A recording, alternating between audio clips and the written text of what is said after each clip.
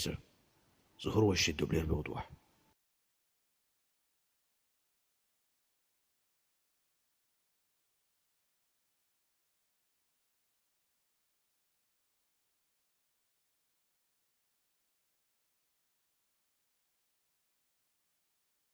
في توة الناس الغلابة بتبص وتتخض من الكرسي وهو بيتحرك لوحده قبل ما هو يبتدي يتحرك أصلا. 7. بحسب الخبراء اللي شافوا الفيلم قالوا إن اللي اتعمل في مشهد الكشف عن البصمات مبالغ فيه زيادة عن اللزوم، وعامل زي ما يكون واحد عملوا له عملية في المخ عشان عنده شوية صداع. ده غير ضغط الهواء اللي طالع من الكمبريسور ممكن أساسا يبوظ البصمات. فيلم الفضيحة وهو بيقوم بالشنطة بتتفتح منه من غير ما يقصد، ولما بتتفتح بنلاقي إن الفلوس عبارة عن ورق أبيض.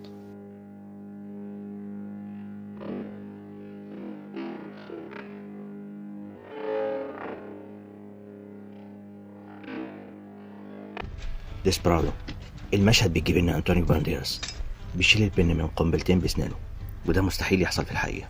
القنابل دي معمولة مخصوص إن البن ما تقدرش تتشال بسهولة علشان ما يحصلش حوادث، عشان لو كانت بتطلع بشكل سهل كانت هتعمل حوادث كتير لو اتشالت من غير قصد. ثانيا هي محتاج قبل ما تتشد إنها تتلخلخ يمين وشمال. When you pull the pin, what you want to do is have it there in your middle finger there, is you want to twist and pull at the same time. غريب في بيتي على عكس أغلب الأفلام اللي لما بيجيبوا فيها خبر من جريدة أو مجلة بيكتفي إن هما بيحطوا عنوان وصورة وبقية الكلام بيبقى باين إن هو ملوش علاقة بالموضوع.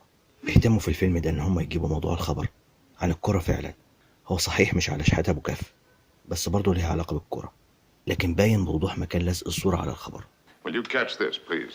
To kill a mockingbird ما ينفعش يطلب منه أي حاجة أو يوجه له أي حاجة غير لما يكون على منصة الشهادة.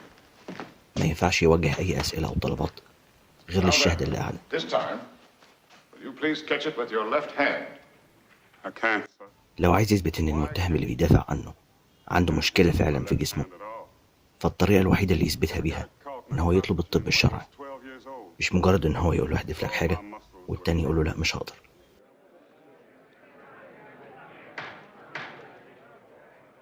أنكل زيزو حبيبي المفروض إن هو بقى قوي بيقدر يفتح الحنفية بسهولة لدرجة إن من كتر قوته إن هو يخلع الحنفية من الحيطة، لكن اللي بيحصل في المشهد إن هدفه مش إن هو يفتحها، ده كان بيلخلخها من الحيطة.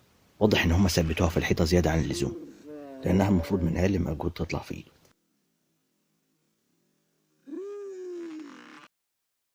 سبيد الكاميرا بتبان في انعكاس الإزاز بتاع الأتوبيس.